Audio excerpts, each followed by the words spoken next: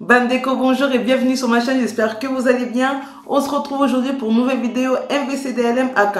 Ma vie c'est de la merde, spéciale vacances. Donc qui dit vacances dit forcément plage. En tout cas qui dit vacances d'été dit plage.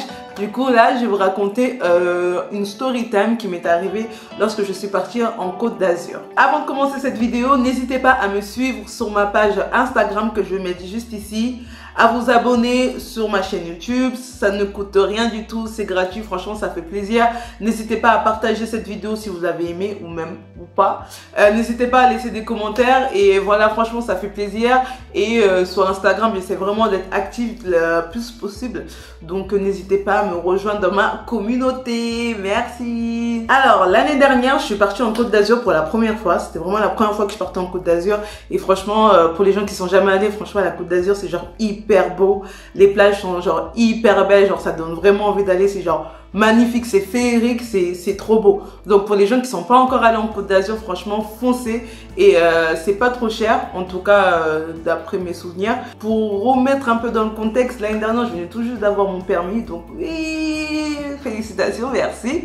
Du coup voilà, je venais tout juste d'avoir mon permis et avec mon alcoolique de voyage Sophie et une amie à elle, nous avons décidé de partir en Côte d'Azur. Pour commencer, parce que bien sûr à chaque fois moi je reçois des signaux avant de partir en vacances, mais j'ignore, et parce qu'en fait moi ma vie c'est forcé, toute ma vie c'est forcé. En fait quelques temps avant de partir en vacances, il y avait déjà des soucis par rapport à ces vacances. Premièrement, c'était que on s'était organisé à la dernière minute, mais vraiment quand je dis à la dernière minute, c'était à la dernière minute. Je pense que 3-4 jours avant de partir, on n'avait pas encore trouvé notre Airbnb. Et c'était vraiment tout à la dernière minute, parce qu'en fait il y avait Sophie et moi, ouais, nous on était prêtes, on était carrés, on savait ce qu'on devait faire. Par contre l'amie de Sophie, elle, c'était un peu plus compliqué parce que déjà on partait avec sa voiture. Déjà donc on était obligé de l'attendre, en fait on dépendait de sa voiture. Et elle avait des organisations à faire avec son mec, des trucs comme ça. Donc voilà, c'était vraiment des trucs à la dernière minute. On a cherché l'appartement à la dernière minute, on s'est fait refuser à 2-3 Airbnb. Et on a fini par trouver un Airbnb, franchement c'était grave beau. On était genre grave contente parce que l'Airbnb il était genre grave beau. Par contre on était en Aix-en-Provence. On avait regardé Aix-en-Provence, c'était genre 30 minutes de Marseille. Et après à partir de Marseille on pouvait aller je sais où. Et c'était genre 2 ou 3 heures de Saint-Tropez. Donc voilà, nous ça nous allait parce qu'on se disait de toute façon on a la voiture. Du coup il n'y a pas de souci. Il faut savoir que pour la première fois de ma vie, je suis partie en vacances un lundi. Non, en fait personne part en vacances un lundi. Les départs de vacances c'est soit vendredi soir ou samedi soir, mais pas un lundi, parce que quand tu pars un lundi, sachant que tu n'as qu'une semaine, bah en fait tu as raté un jour. Il faut savoir qu'on est parti le lundi parce que justement bah, la pote en question qui avait une voiture, bah, c'est elle en fait nous on attendait qu'elle, Sophie et moi on était prêtes, juste elle, voilà. Donc lundi matin nous avons pris la route. Nous sommes partis je crois à 7 h et nous sommes arrivés vers 14 h, 15 h et tout comme ça. Du coup on est arrivé et on n'a pas traîné en fait. On est arrivé, on n'a pas du tout traîné et on est directement parti à la plage de Cassis. Et il faut savoir que à partir de la plage de Cassis, c'est le moment où tout a basculé. En fait c'est à partir de ce moment là où les vacances on va dire à la Côte d'Azur sont devenues une galère. Donc en fait Sophie et moi on savait nager et la troisième personne ne savait pas nager. Du coup, en fait, on était un peu bloqué au niveau de la plage parce que Sophie et moi, on avait déjà prévu de aller là, calanque ici, aller là, plonger là. On était là, on était devenus des sirènes toute nos vies. On a dit, les 1 semaine qu'on sera là-bas, ça sera 1 semaine dans l'eau. Genre, on va vivre dans l'eau, en fait. Donc, nous, on avait prévu que ça, plage. De lundi à dimanche, on avait prévu que de la plage tous les jours. Du coup, on est à la plage et tout. Sophie et moi, on prend des photos, on va nager, nanana. Madame qui aime pas trop l'eau, qui sait pas trop nager, donc elle reste au rebord, prend des photos et tout, et ben comme ça. C'est pas au bout de 1 heure, ça commence à dire ah, mais en fait, moi, j'aime pas trop la plage. Willy Nigger, on est venu ici pourquoi en fait? Genre, en fait, on est venu en Côte d'Azur pourquoi? Donc, on va poser les questions. On est venu en Côte d'Azur pourquoi? Pour aller à la plage H24. Et là, ça commence à dire, ah, mais en fait, je me rends compte que moi, j'aime pas trop la plage et tout. Je veux rentrer. Et il était genre 19 h en fait. En fait, non, tu vas pas rentrer. Tu vas pas rentrer. Non, tu vas pas rentrer parce que si tu rentres, c'est-à-dire que nous, on rentre. Mais en fait, non. parce que nous on est venus pour aller à la plage. Du coup, ça part en conflit entre elle et Sophie en mode mais on est venu ici pourquoi, toi tu sais pas aller en vacances, c'est pas comme ça, gna gna gna gna gna, ça commence à scripper les chignons et tout, les mecs comme ça. Moi j'étais là et c'est pas mon dé, c'est pas mon dos, laissez-moi aller à la plage, c'est pas mon dos. Du coup, on se met un peu à l'écart, Sophie et moi, on continue nos vibes, nos photos, la plage, on est là, qu'un pause, qu'un. Donc franchement, on est grave bien, on est là dans notre délire.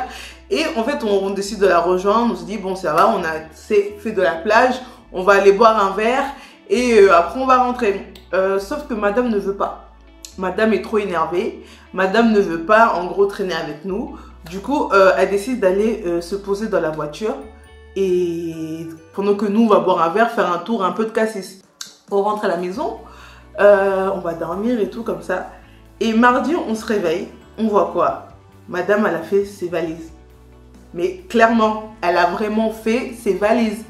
En fait quand nous on était sortis boire un verre la veille, elle avait fait ses valises et tout, et comme ça. Et en fait pour elle l'embrouille là c'était de beaucoup trop. Du coup mardi elle a pris ses affaires et elle est retournée sur Paris. C'est-à-dire qu'elle a fait 7 heures de route le lundi pour une demi-journée le lundi pour retourner le mardi. Si c'est pas du gaspillage d'argent, je sais pas c'est quoi. Si c'est pas du gaspillage d'essence, je ne sais pas c'est quoi. Si c'est pas du bullshit, je sais pas c'est quoi. Sachant que c'était elle qui avait la voiture. On va pas dire que ça a niqué nos vacances, mais ça a un peu niqué nos vacances parce qu'en fait, on n'avait plus de moyens de transport, sachant qu'on était à Aix-en-Provence. C'était pas aussi à côté des plages et tout. On n'avait plus de moyens de transport. Du coup, on a dû ressortir un budget de transport. Et franchement, c'était genre grave galère. C'était en mode, tous les matins, on se levait genre à 7 heures.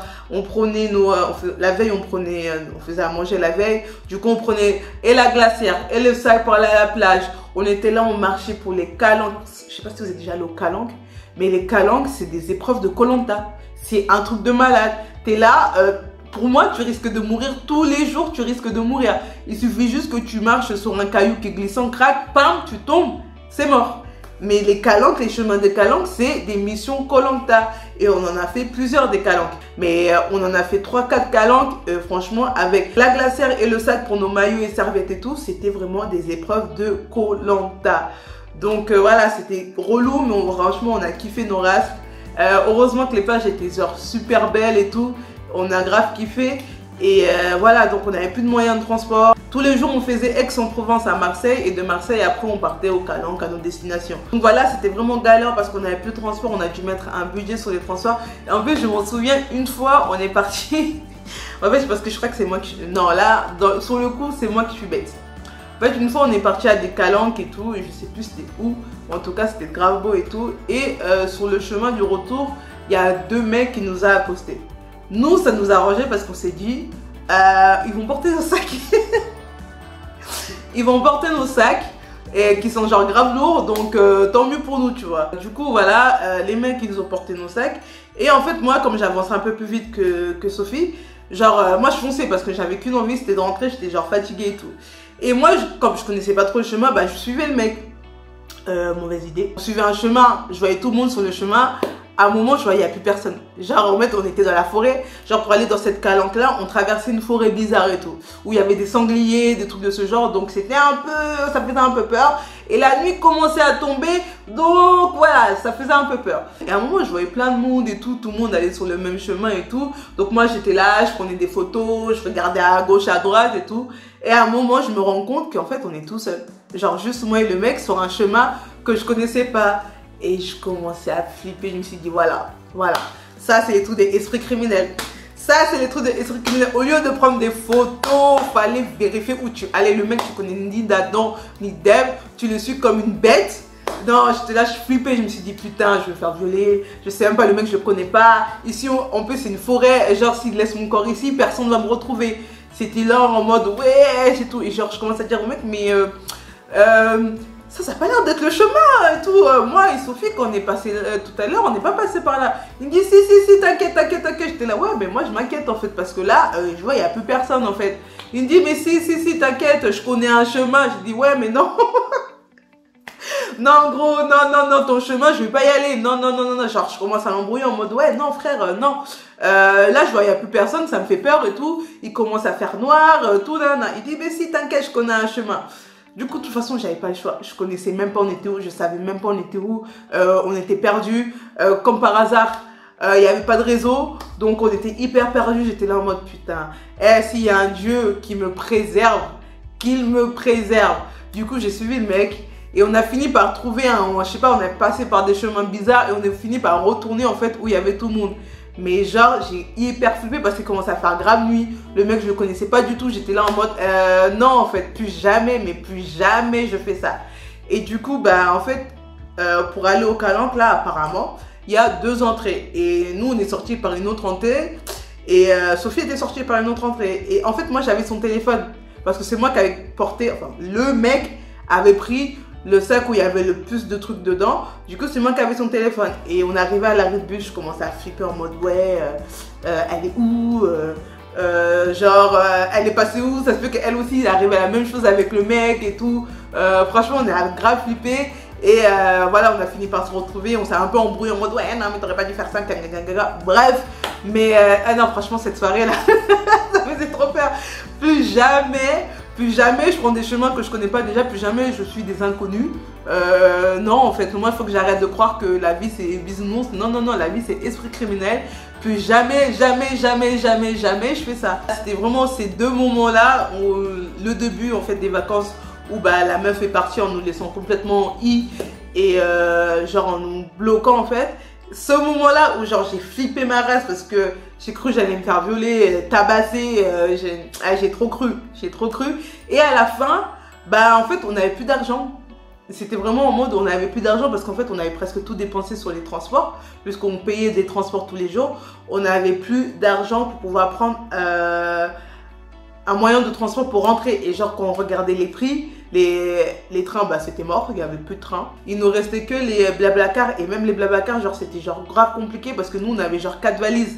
Donc il fallait qu'on trouve un mec qui peut prendre 4 grosses valises et tout. Franchement c'était n'importe quoi. J'ai dû appeler une pote qui habite en Espagne pour qu'elle puisse nous acheter nos billets parce que franchement c'était vraiment la dèche de la dèche. On a tout niqué dans les transports et bien sûr on s'est fait un peu plaisir parce qu'on était quand même en vacances. Donc voilà, on voulait vraiment oublier ce moment où on est venu à 3 et on a fini que par 2 et à un moment on a fini à 1. Donc voilà. Donc voilà, on arrive à la fin de cette vidéo. J'espère qu'elle vous a plu. Si je dois avoir une morale à cette histoire, il ne faut pas partir en vacances avec n'importe qui. Genre tu peux pas partir en vacances avec n'importe qui. En fait il y a des vacances où tu peux aller. C'est des vacances en mode ouais, vous savez, vous allez faire des trucs touristiques en mode visiter des musées, je sais pas moi, aller dans des trucs un peu d'art, des trucs un peu on va dire gnangnan, parce que c'est pas mon délire, c'est pour ça que je dis ça. Bah tu peux aller avec d'autres personnes, mais si tu sais que tu vas dans des vacances où tu vas turn up every day, franchement réfléchis très bien avec qui tu vas aller parce que comme je l'ai dit, on peut pas aller en vacances avec n'importe qui. N'hésitez pas comme d'habitude à me suivre sur ma page Instagram, à vous abonner, ça fait vraiment plaisir, à laisser un commentaire, à partager et on se retrouve à très bientôt pour une nouvelle vidéo. Bye. Bed wet, legs spread, big mess. Oh.